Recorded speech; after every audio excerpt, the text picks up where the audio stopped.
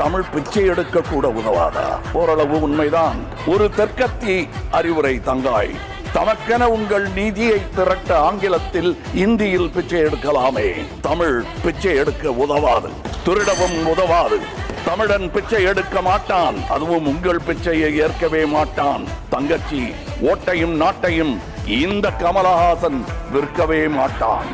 நேற்று நீங்கள் மாநிலங்களவையில் ஆற்றிய உரை என்பது வரலாற்று சிறப்பு மிக்க உரை. அந்த உரையை கேட்ட நொடியிலிருந்து வியந்து போய் அந்த வியப்பிலிருந்து எழுபடாமலேயே கிடக்கிறேன். நான் மட்டுமல்ல, என்னை போல லட்ச மக்கள் வியந்து கொண்டும் புகழ்ந்து கொண்டும் இருக்கிறார்கள். எங்கிருந்து பேசினால் இந்த உலகத்தின் காதில் விழுமோ அங்கிருந்து பேசியிருக்கிறீர்கள். இந்தியாவில் மட்டுமல்ல, இந்தியர்கள் எங்கெல்லாம் இருக்கிறார்களோ அவர்களுடைய செவிகளில் எல்லாம் ஓங்கி ஒலித்து இருக்கிறது உங்கள் ஆளுமை மிக்க உரை. என்ன ஒரு சிறு ஏமாற்றம்! நீங்கள் ஆற்றிய தமிழ் உரையில் இருக்கின்ற அந்த வீரியம் ஆங்கில உரையிலும் இருக்கிறது என்பதை உணர முடிந்தாலும் முழுமையாக தெரிந்து கொள்ள ஆசைப்பட்டு பல்வேறு தொழில்நுட்பங்கள் மூலமாக அதை மொழிபெயர்க்க தொடங்கினேன். கூகுள் டிரான்ஸ்லேட்டில் தொடங்கி AI தொழில்நுட்பம் வரைக்கும் முயற்சி செய்து பார்த்தேன். ஒவ்வொன்றும் ஒவ்வொரு கருத்தை ஒவ்வொரு முறையும் வேறு வேறாக வெளிப்படுத்தி கொண்டிருக்கிறது. எனவே தொழில்நுட்பத்தின் மீது உள்ள நம்பிக்கை குறைகிறது.